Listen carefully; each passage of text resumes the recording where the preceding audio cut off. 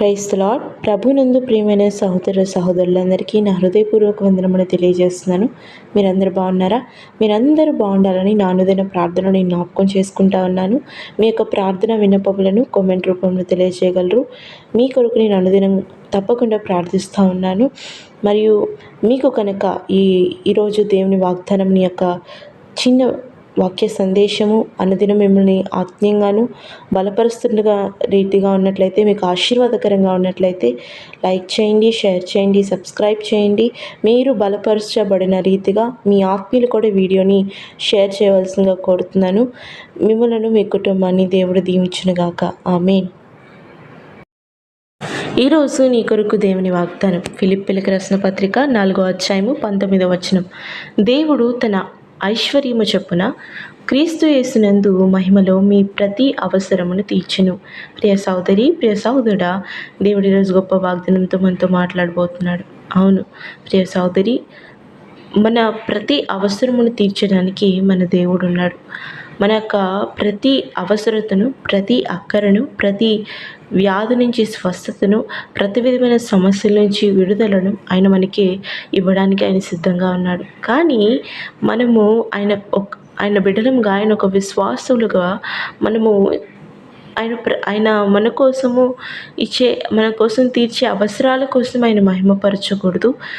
ఆయన మొదటిగా చెప్పినట్లుగా ఆయన రాజ్యమును, ఆయన నీతిని వెతకాలని దేవుని వాక్యం సెలవిస్తుంది. ఈరోజు అవును ప్రియ సహోదరి, ప్రియ సహోదరుడా, అనేక మంది ఎలా ఆలోచిస్తారంటే దేవుణ్ణి తమ అవసరతల కోసమే, తమ ఉద్దేశాలు ఏదైతే ఉన్నాయో, వాళ్ళ అక్కరలు, వాళ్ళ యొక్క స్వస్థతలు ఏదైతే వాళ్ళ జీవితంలో ఏదైతే వాళ్ళు కావాలనుకుంటున్నారో వాటి కొరకు మాత్రమే దేవుడిని వాళ్ళ అవసరాల కోసం వాళ్ళు ఆరాధిస్తారు. కానీ నిజముగా హృదయపూర్వకంగా ఆయన రాజ్యాన్ని, ఆయన నీతిని వెతకాలని చాలామంది ఆరాధించే వాళ్ళు తక్కువ. ప్రియ సహోదరి, ప్రియ సహోదరుడా, ఈరోజు దేవుడి మాట్లాడుతున్నాడు ఏంటంటే ఆయన మహిమలో మన ప్రతి అవసరతను తీరుస్తాడంట. మన అవసరతను ఆయన ఎందుకు తీరుస్తాడంటే ముందు ఆయన మనం మహిమపరిచే వారంగా ఉండాలి కనుక. ఈరోజు మొదటిగా అనేక మంది మనం చూసినట్లయితే అవసరాల కోసం దేవుని ఆరాధిస్తున్నారు, కానీ అవసరాల కోసము దేవుని మందిరానికి వస్తున్నారు. కానీ నిజముగా ఆయన ఆరాధించడానికి, నిజముగా ఆయన మహిమపరచడానికి, నిజముగా ఆయన బిడ్డలుగా వాళ్ళ యొక్క బాధ్యత నిర్వర్తించడానికి రావట్లేదు. కానీ వాళ్ళ యొక్క అవసరతల కోసము వాళ్ళు దేవుని మందిరానికి వస్తూ ఉన్నారు. ప్రియ సహోదరి, ప్రియ సహోదరుడు, ఇక్కడ మనం గమనించినట్లయితే క్రీస్తు యేసునందు మహిమలో మన యొక్క ప్రతి అవసరాన్ని తీరుస్తాడంట.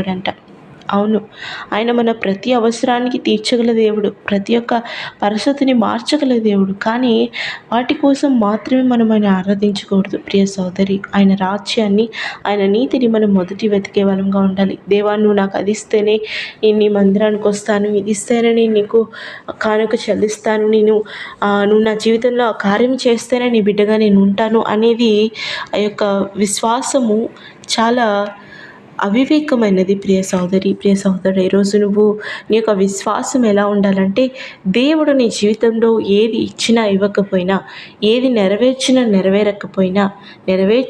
నెరవేర్చకపోయినా నువ్వు ఆయన బిడ్డగా ప్రతి సమయం ముందు ఆయన మహిమపరిచే బిడ్డగా నువ్వు ఉన్నట్లయితే ఆయనని మహిమ చెప్పున ప్రతి అవసరంను తీరుస్తాడంట. అవును, మనుషులు మనం చూసినట్లయితే వాళ్ళు మన ప్రతి అవసరతను తీర్చలేకపోవచ్చు. ఆఖరికి తల్లిదండ్రులు కూడా మన యొక్క ప్రతి అవసరతను తీర్చలేకపోవచ్చు.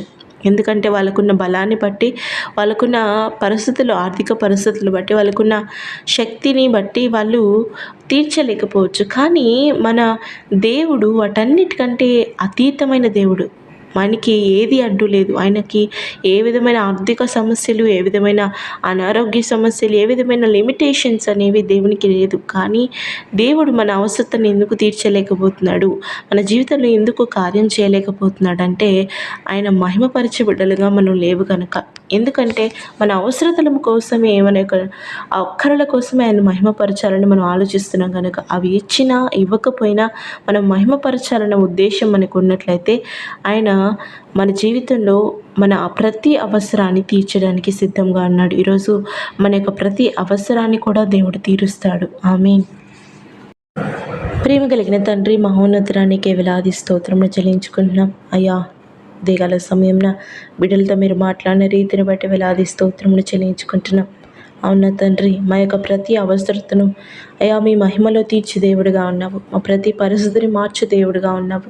అయినప్పటికీ అయ్యా మేము వాటి కోసమే, మా అవసరాల కోసమే, ఆశీర్వాదాల కోసమే అయ్యా మిమ్మల్ని ఆరాధించుకునే వారం కాకుండా అయా వాటికన్నా అతీతమైనవి మీరు మాకు గొప్ప దేవుడిగా ఉన్నందుకు, మీరే మాకు గొప్ప ఆశీర్వాదంగా ఉన్నందుకు మిమ్మల్ని మహిమపరిచే బిడ్డలుగా అయా మిమ్మల్ని మార్చమని కోర్చిన బిడ్డలు కూడా అయా ఎటువంటి అవసరతలు ఉన్నాయో, ఎటువంటి అవసరతలను బట్టి వాళ్ళు నిన్ను అడుగుతున్నారో వాటన్నిటినీ నీ మహిమ చొప్పున అయా నిన్ను మహిమపరిచే అయా బిడ్డలుగా వాళ్ళు మార్చమని, వాళ్ళ అవసరతలను తీర్చమని యేసు నామములో ప్రార్థిస్తున్నాము నా తండ్రి. ఆమేన్.